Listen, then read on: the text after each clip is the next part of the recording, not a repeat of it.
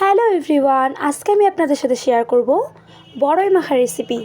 So ফার্স্টে আমরা বড়ইগুলো থেতলে নিলাম, তারপর লবণ, মরিচ, সরিষার তেল দিয়ে বড়ইগুলো ভালো করে মেখে নিলাম। সো বড়ই মাখাটা অনেক টেস্ট হয়েছিল। আপনারাও যদি আমাদের বড়ই মাখা খেতে চান, সো চলে আসেন আমাদের বাসায় বড়ই মাখা খেতে।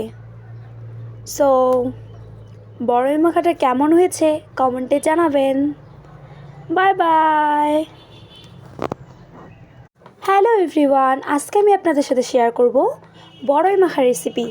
সো ফার্স্টে আমরা বড়ইগুলো থেতলে নিলাম, তারপর লবণ, মরিচ, সরিষার তেল দিয়ে বড়ইগুলো ভালো করে মেখে নিলাম।